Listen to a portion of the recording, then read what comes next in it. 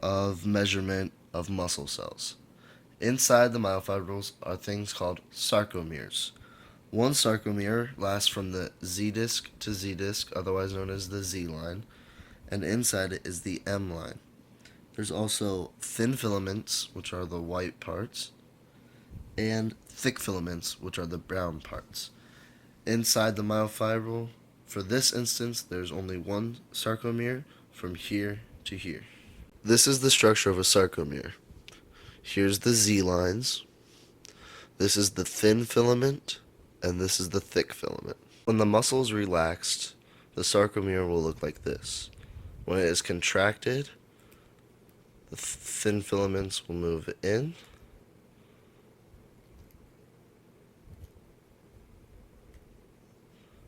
and then when it relaxes, they will move back out. This is the thin filament, also known as actin. It is surrounded by a band that spirals called tropomyosin and troponin. Right now, the binding sites in the actin are blocked by troponin. To unblock this, a action potential causes the cell to become depolarized. This comes from the influx of calcium ions from the sarcoplasmic reticulum. These bind to the troponin,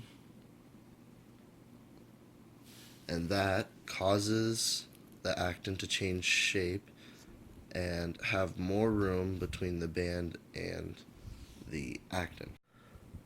Now the myosin can come in and bind to the binding sites due to the myosin head caused by ADP-NP, also known as phosphate. Once it binds, these then turn into ATP and are released. Then